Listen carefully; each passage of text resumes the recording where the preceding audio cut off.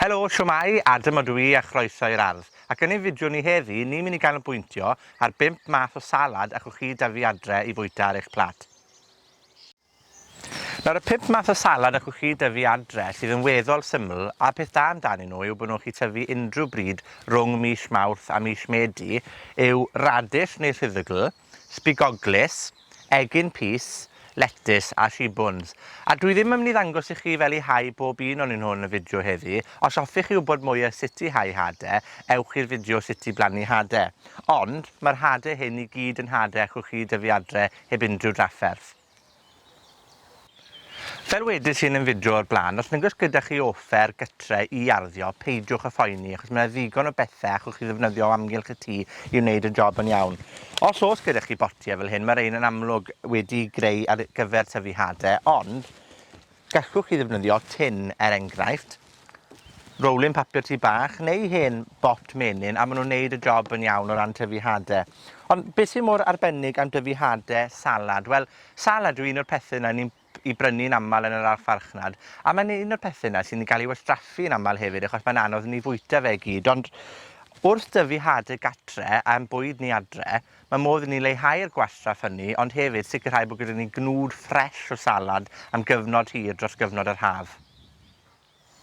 Mae letys yn ffefryn yn ein saladau ni yng Nghymru, ac mae sawl math o letys allwn ni dyfu yn yr ardd. Dwi'n hoffi tyfu letys cut and come again, sydd yn tyfu ar ôl i chi dorri fe, mae modd i chi gynaeafu fe wedyn am gyfnod hir.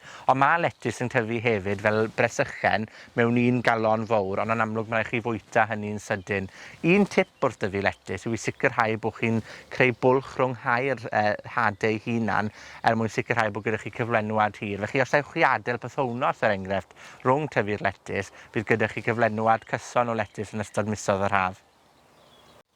Mae sawl defnydd i sbigoglys neu spinach. Gallwch chi fwyta'r dail bach mewn salad yn ystod yr haf, neu ddefnyddio'r dail mawr yn ystod y gaea mewn cyrris neu mewn stiwiau. Rhuddygl wedyn, neu radish. Nawr, mae rhuddygl yn un o'r saladau hynny sy'n ychwanegu bach o grench i'ch salad chi. Mae'n dod mewn pob math o liwiau ac mae'n tyfu'n sydyn iawn hefyd. Felly, pe byddech chi er enghraifft eisiau tynnu'r plant i'r ardd i gynnal i diddordeb nhw mewn garddio, mae rhuddygl yn un o'r pethau yn hynny sy'n gwneud hynny gan bod y planhigyn ei hunan yn tyfu'n sydyn. A'r y ffefryn oesol bob tro i fi yw'r egin pys, neu'r pys shoots.